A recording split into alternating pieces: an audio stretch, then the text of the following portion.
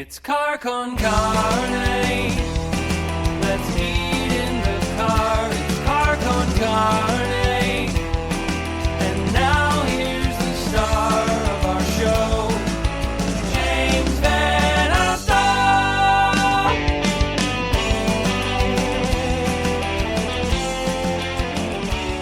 Okay, and we are live. It is Car con Carne. I'm James Van Alstyne, and the show tonight is sponsored by our friends at Siren Records in McHenry. Now, Record Store Day, a scant 2+ weeks from right now, I will be there. I'll be broadcasting, such as it is, as a podcaster. I'll be podcasting right when doors open on Record Store Day at Siren Records at 8 o'clock in the morning. Really, if you have to wake up early on a Saturday morning, Record Store Day is the day to do it. Siren Records McHenry is where I'll be. And I go there a lot. It's not just a Record Store Day thing. A quick, not even a programming note, but just a quick note before we get into tonight's show.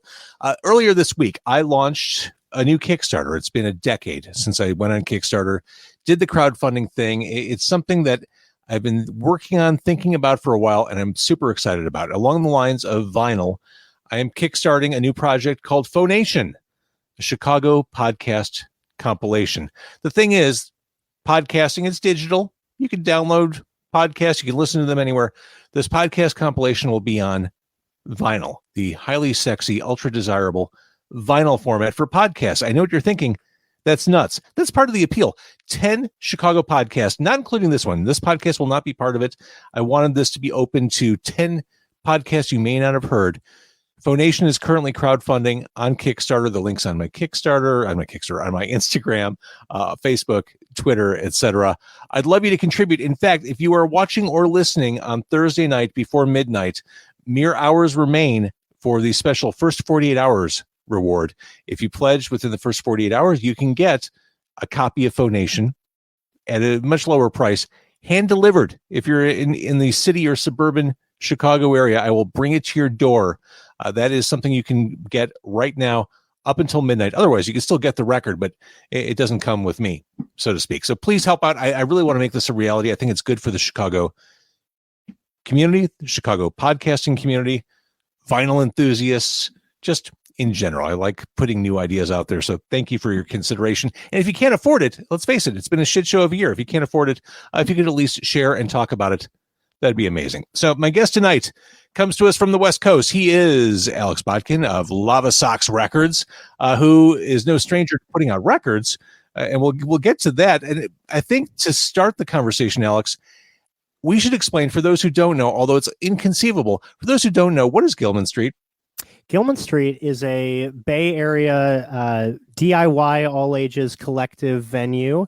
We're a nonprofit. We aim to make shows as open and inclusive to everyone that wants to attend and play as possible. It's known to many people as where Green Day, Rancid, Primus, AFI, many other bands came to be. And it's kind of, I guess, the West Coast CBGBs in a way. And it's very much sort of as historic as it is still relevant in punk rock. And it's my kind of, well, pre-pandemic home away from home, and it's a cool place. I don't know. I spent so much time there. So it is legendary. I mean, for people in Chicago, the idea of walking into that place 25 years ago and seeing a Lookout era Green Day or seeing AFI in the beginning, I mean, that's like fantasy stuff for us. But this was like ground zero for so much of that. What is your relationship? Because my understanding of Gilman Street in the present day is that it's this kind of almost loose DIY cooperative where it's not managed so much as it's just kind of run. Yeah. We have our financial director and a head of operations who kind of oversee all the main general stuff, but it's basically run by the people that are there all the time and just do what needs to be done. I'm on the fundraising board. I've collected the garbage and put out zines. I've worked the door, done everything that there is to do, basically. And that's kind of what everyone who's there does, is you fill in the gaps where they're needed and just get involved how you want to be involved and to what degree you can be involved. But yeah, it's totally run by the board, and whoever wants to be at the meetings can be at them, and total free for all in some ways. Well, and it's all about community. I mean, if there's Exactly. one word that to me has always been emblematic of punk rock, it's community. It's Yeah. that we're all in this together for ill or well, and this is a perfect way to express that. Yeah, and I Gilman think St. Gilman's always tried to keep that in mind, especially there's been a lot of moments where the finances of being an all ages venue versus being a venue that has a bar haven't been as good, and being a venue that promotes safer space environments against homophobia, transphobia, and bigotry, and just hatefulness and violence, and kind of keeping all that out definitely makes it harder at times, but it keeps it all the more worth it to have that community and keep the sense of community between the members. And it's like a big family of people that are involved there. And even if you're not volunteering there anymore, you still have that special connection to it where it's not like some job you left. It's like just part of you in a way. There's something about the all ages punk thing. I mean, Yeah. venues in Chicago have come and gone over the past 30 years, but the one venue you keep hearing about is Fireside Bowl, which existed as a DIY all ages punk thing forever. That's the one. That's where the passion is. That's where people found their passion, found their interests, discovered who they were as music fans, and in that community. Very similar vibe. Fireside for me is one of the venues that, like, had I been able to be around and seeing shows in the 90s and that kind of stuff, because I have a bunch of the VML live stuff where that was all recorded at Fireside, and it's kind of, it's one of those venues that Gilman sort of harkens back to something that's really vanishing quickly, and stuff like Fireside and things like that that don't exist anymore. I think Gilman's almost one of the last of its kind, and hopefully after all this stuff will start popping up again, but it's nice that we've managed to stay around as long. I think we're at 34 years now at this point. Which, as anyone in the service industry, the entertainment industry will tell you, that's no small feat. Yeah. So let's talk about the benefits that are being done, the ways you're raising money, starting with The Thing That Ate Floyd. Yeah. This is a compilation that came out late 80s? Yeah, I think 88, I think around then. And so it's been completely reissued. Yeah. So we I've been kind of an East Bay punk historian, archivist, obsessive for last 4 or 5 years. I guess in case people don't know or can't get it from looking at me, I was born in 1997, and so everything that happened at Gilman with Lookout and Green Day, and when they was really synonymous with each other, I wouldn't have even been alive for. And so this is my way of kind of vicariously living through that sort of scene by getting involved in my own way. And Floyd, to me, goes hand in hand with that community sense that we were talking about with Gilman, of it's such a perfect picture of the community of East Bay punk in the late 80s, early 90s with Lookout, and just the wide variety of 32 bands that is on that compilation, and just like the amount of kind of weirdness and band names and locales from Sacramento and Bay Area and Fresno and different areas of kind of the greater extended Northern California scene, and just all of them coming around this one sort of scene. And so with the pandemic closing our doors for the time being, it seemed like the perfect thing to reissue, not only to help raise money, but also to kind of help bring awareness back and be like, look, we're still here. We're still doing something really cool. And for people my age and younger now that are getting involved. I mean, we have volunteers that were coming that were, 15, 14, 16 that are just discovering punk rock and just discovering DIY, might not even know this kind of music, and these early bands that weren't Green Day existed at all. And it's really important to me to not only help raise money, but to preserve the history. And as anti kind of like archivist vinyl, it might be like putting it all on digital services, especially like Bandcamp, is really vital to preserving it. Totally agree. Yeah. And so that was a big part of it too, of just it wasn't available on digital stuff. And I thought this needs to be brought back into the public eye and be saved forever now. I'm so glad you're doing it. And clearly you're a music fan. I think one of the best parts, and I think you just said it without saying it, one of the best parts of being a music fan is when you discover something you didn't know existed from years ago, and then you get to go back and hear all that stuff for the first time. It's like, this has been sitting here all along and I wasn't aware of it. This is amazing. That's such an exciting thing to be able to do that.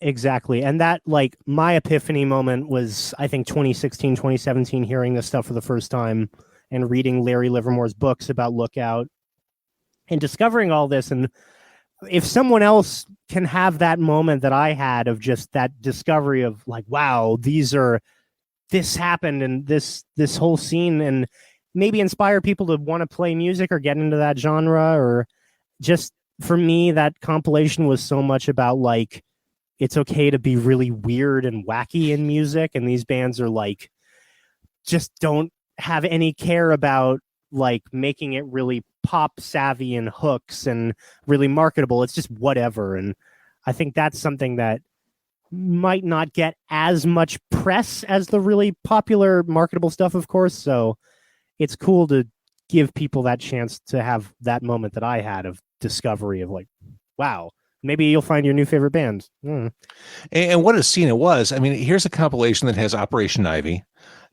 buried at the end of the album. If this were released in the present day and the track listing were decided now, that'd be, track 1, 2, 3, or 4. Exactly. Neurosis is on it, which I guess in my head, I didn't realize they'd been around as long as that. But this is a very early song from them.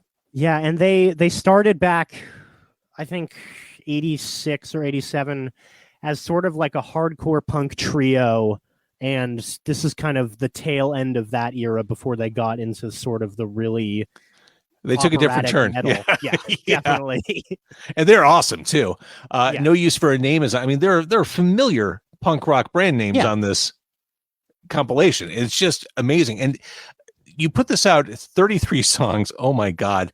33 songs. And the proceeds go straight to Gilman on this? Yeah. So all the proceeds are going to Gilman, and it's been doing really well. And it's the vinyl, I think, might almost be sold out. There's still some, but like digital will be there forever and always go to Gilman as long as Gilman's happening and beyond that. So you're what, 24, 25? I'm 24 right now. Yeah. Okay. But you're a record collector. You're a record distributor. I mean, tell me about your relationship with vinyl, because clearly it's swung back around. But, there was a time, Alex, where people didn't give a shit about vinyl. And now I think I came into it not right as it was starting to happen, but I remember being into vinyl right as Record Store Day started to happen and kind of getting into vinyl probably middle school. Like a lot of people, my parents were into sort of earlier punk, Dead Kennedys, Ramones, and I would dig through their record collection when I was pretty young, probably 5 or 6, started to look at it and always loved the art. And there was just something fascinating about it. And then as we started to go to like Amoeba Records and a lot of these big record stores that are in the Bay Area, it kind of became just a fascination with, again, discovery, like you were talking about. And my favorite thing has always been like dollar 7-inch bins. I'll go into those and buy like 57 inches out of them and just sort through them. I used to have college radio shows that were entirely dedicated to doing that sort of thing, just playing bargain bin 7 inches that hopefully, people would be discovering for the first time. And I think vinyl is certainly, now it's at a huge resurgence. I work at a record store. Like you were saying, I'm getting up, at 6 a.m. to get ready for Record Store Day or something like that. And it kind of became such a big thing. And definitely the record label came out of that love of kind of collecting. Yeah. Lavasocks. Yeah. Which I think I buried the lead. Lavasocks Records. Should have put that up front. 7 inches. I completely get what you're saying. I appreciate that, and I love the fact that someone like you is out there curating music. 7 inches make me crazy. I think they're the most frustrating thing in the world. I will say, as a collector, I love them, and to like find bargain bin stuff. But as a record label, I do not put them out, except for like a couple bands that have really been adamant about doing them. But yeah, the format for producing and putting out music, the LP is so much better. I would fully So agree. much better. So much better. Yeah. All right, let's talk about the other compilation, and out Sure. come the lawsuit. So you said you were born in 97. 2 years before that, Rancid put out what was, I think, their masterstroke, their finest moment, and Out Come the Wolves. I mean, I vividly remember. I mean, Junkie Man was a radio single, which seems unfathomable in the present day. Jim Carroll doing spoken word, a song about a junkie. I mean, that was a radio song back in the day. What a record. And the songs that weren't singles on that album, Disorder and Disarray, I mean, these are big, hooky, sing-along, fist-pumping songs. Yeah. What a record to do a tribute to. I know. It was truly like a labor of love. I've loved that album so long.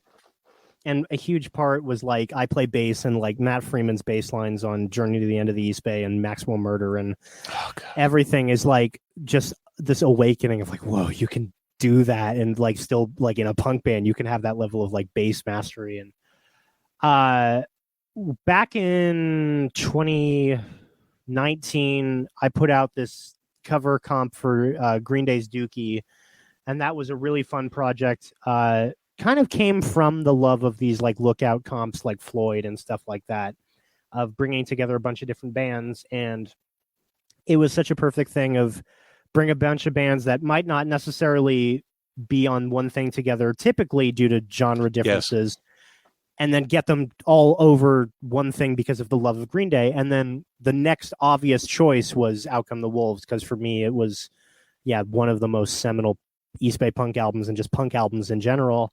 And like having 19 songs on it meant that you could get so many bands to each have their own take and opportunity on it. And it was going to come out in 2019. It got delayed, and then the pandemic delayed it. So it's like the 25th anniversary on Punk Time sort of aspect. Right.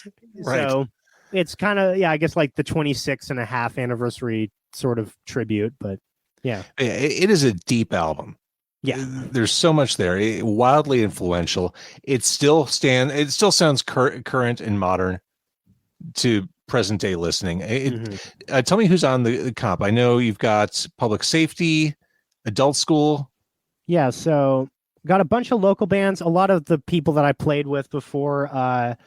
The big ones for me are Link 80, which is a Asian Man Records ska band from the 90s, and they do Junkie Man. Yeah, they do Junkie Man, and they do such a great version of it. And Link 80, apart from a Asian Man 20th anniversary reunion show in 2016, have not really been a band since I think 2000. And so Adam from Omnigon, who's also on it and does Lockstep and Gone, just suggested the idea of having Link 80 do it, and it was like, oh, okay. I mean, I guess if you can try to get that to happen, sure. And then it came together, and it's awesome. So we have a bunch of others. Get Married's a favorite of mine. They're kind of doo-wop, Elvis Presley meets punk rock sort of vibe. And they did one of the best things on the comp. I'm trying to be unbiased, but like, it's great. Warriors from New Jersey. Now I guess they're in LA, but they do Old Friend. God, who else? There's so who does Time Bomb? Time Bomb is by, let me check. I think Flying Raccoon Suit does Time Bomb, and they are a ska band from the Midwest. And part of what was great is it made me actually meet a bunch of new bands that I kind of knew vicariously. I play in the band Sarcasm, which is the band that did Journey to the End of the East Bay. And we have toured through the Midwest a few times and like met a couple people from Flying Raccoon Suit. And I had seen pictures of them posting with our album, and I had never really interacted with them before. And it was the first chance for me to actually get to meet them when this comp started to come together. And they did a great cover, very kind of ska influence, just going full bore, kind of more towards that Op Ivy sort of sound. And then the foundation was definitely there. I mean, on that song. Exactly. Yeah. See, I was wondering if the bands you recruited for this would fight it out over Time Bomb, because that was the hit. This is actually something that perplexes me is it's always like the last two picked were Ruby Soho and Time Bomb. I would have expected the opposite. Obviously, I would have expected the opposite. It was like the first one. I think the very first one claimed was Lockstep and Gone. And it's like, I think there's this element of the covers are so daunting in a way because they're like, you have this band. And then when you take something like Rancid songs that were like big hits and big fan favorites like Ruby Soho and Time Bomb, there's this bigger expectation that bands feel like they might have to live up to. And even though I really encourage them, like, take it, make it your own as much as you can, right. Tear it apart and just wreck the song and do what that's the secret to a good cover is making it your own. Yeah. Like, I don't want you to reproduce 1995 Rancid. I want you to be, the band you are doing right. Rancid like you. And so Time Bomb and Ruby Soho, I think, carry a certain weight to them of, well, I've heard it so much. How can I really do it in a way that honors it while still making it my own? And then songs like, I guess, like The Way I Feel or Avenues and Alleyways and the kind of more deep cuts on the album don't have that sort of like grandiose, almost like like an ego to the song. Almost like there's this, you can fly under the radar a little bit more. Exactly. And you can treat it like maybe not everyone would go into this having expectations of how this song should sound. And I think that's because those songs in particular, Ruby Soho and Time Bomb, those were the songs that brought people to this album in the first place. So I mean, exactly, there's that sense of nostalgia and that moment in time. So I get it. There's a little bit of pressure, a little bit of artistic pressure attached to that. The way you say it makes perfect sense to me. So it's on punk rock time. It's not the 25th anniversary by strict calendar standards. Calendars are for assholes anyway. So what's the release date for this? So this is coming out June 4th. I believe the vinyl is shipping in July. The pandemic, everyone has taken the time to, all the major labels are repressing everything because shows aren't happening. They're taking up all the pressing plants. So it's a little delayed. It's, I guess, even further punk time, but June 4th digitally is full released on all streaming, Bandcamp, everything like that. Awesome. I use this word a lot, Alex, the word curation. I think the world, the music world needs more curators, people who give a shit, who are passionate about music and who want people to hear cool shit. Yeah.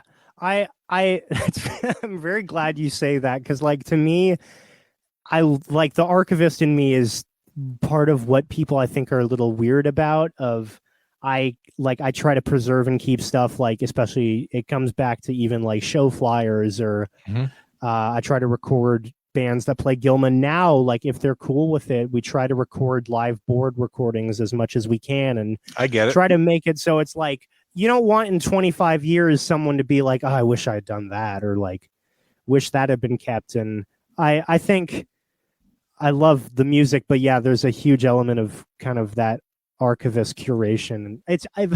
You're the first person that's said that, and it makes me very happy to have that term attributed, because it is exactly the goal that I try to push for with these. Well, and it's something that I'm very aware of. We live in this time where we have access to everything. Everything's out there, everything's available, but most people don't know how to get to stuff they're interested in. And we need more curators, people who can shine the beacon and say, come with me. It's exactly what you were talking about with the podcast record that you're doing, and trying to like expose people to things that they might not have the opportunity to listen to otherwise, and just bring it all together on one format or platform or whatever that just gets it to as many people as you possibly can and preserves it for them. Yeah, well, with the podcast thing, I know as ubiquitous as podcasts are, I realize they're still not at that tipping point. There's still a vast segment of people in the universe who don't listen to podcasts, or at least don't listen more than once a week, once every 2 weeks. I figured this would be kind of a fun, quirky, quixotic way to bring podcasting to people who may not be dialed into that stuff. I agree. I think I love podcasts. It's like my main thing to listen to every day. And awesome. I think that's such a unique thing of like, they're so heavily associated with digital media. And that's such a cool concept to like create physical media out of this so typical streaming sort of thing and kind of make that physical artifact for people. Because let's face it, I mean, as a record producer and music maker yourself, I mean, there's nothing like having something to archive on your shelf to look at. I mean, the acquisition is part of the fun. Exactly. And I think that's shied away from some people who try to be against, like, and I get like overcharging people and that kind of stuff, but yeah, there's such a joy that, I mean, when I held my band's first thing that we put out on vinyl, it was the coolest thing. And it's not even it's not even the music on it at some level. It's the physical manifestation of it and the work that goes into it. I mean, for people who don't put out records, these records take like 5 to 6 months to make happen. And to finally get it and just like, I just look at it and just stare at it. And it's not even playing it. It's like, wow. It's that thing that I can look at and just kind of preserve and like, and then they sit in my garage next to me for 3 years. Well, let's talk about archival formats. You're no stranger to the cassette. Oh yeah. That to me is like one rung below 7 inches. Those drive me absolutely insane. I don't understand. I hope no one that pays me to make cassettes for them hears this, but I don't get it fully. I understand the aspect, and this is what I tell bands when I try to like talk to them about doing a cassette through Lavasocks or something like that. Having the physical manifestation of your music is really cool. It gives you some sort of reward and makes you feel like you've really accomplished something, because it's cool to have the streaming numbers and it's cool to see digital stuff, but having the physical thing to hold, it gives you a sense of accomplishment. Plus, I try to say, like, you can sell this at shows. Exactly. People like buying things, and no one buys CDs anymore. Right. Cassettes sell way better than CDs. And for me, I make a little bit off every tape I do, but that's not really the important thing. Like, if I make back what I put into it, that's all that matters to me. And then getting the band to have something. But yeah, the resurgence of cassette as a cool format, I don't think is, one, that interesting. Two, I don't think will last in the way that vinyl has lasted. Certainly not. Yeah, and most people that like buy this don't have a cassette deck. And that's the biggest thing, is like, I just bought my first cassette deck. It's a used cassette deck. I bought my first one in like 15 years just so I could start playing tapes again. But you brought up something that I just didn't even put together from a touring perspective. To have those at the merch table is important, because some people, they'll hit the merch table before a show starts. They don't want to carry around a t-shirt for the entire show. It's easy to slide a cassette in your pocket. Yeah. As you're at a concert. It's like, at this point, with shirts, people might not know where to get them, and then they end up being expensive in some regards. But yeah, tapes are, $5 pretty much across the board is what I try to have people charge for them, is what I charge for them. And super reasonable. I have certainly seen double the price at shows. Oh yeah. At like the record store I work at, I'll price cassettes consistently that come in from bigger labels for $13-14. And yeah, to me, it's like, it's a $5 thing that, like, at $5, most people can justify and think, I would probably pay that digitally. So that's a beer. Yeah, exactly. And in some places in the bar that's next door to Gilman, that's not even a beer. Like, so you're not sacrificing much to help support a band, and I think that's why more people buy it in the local sort of scene. Is you're supporting the band, you're not necessarily buying it to have and listen to the cassette. Yeah, I completely agree with that. All right, so Lavasocks Records, The Thing That Ate Floyd, the reissue, the Rancid tribute comp, and Out Come the Lawsuits, which, by the way, great title. I didn't acknowledge that from the get-go. For people who want to hear that stuff, you mentioned the Rancid comp comes out a week from tomorrow. The Thing That Ate Floyd is out. Should they go? Is there a Lavasocks Bandcamp they should go to? Lavasocks Records, just at Bandcamp. If you search it, it'll come out. And Floyd is also on Apple Music, Spotify, every possible thing, YouTube, Pandora, all that sort of stuff.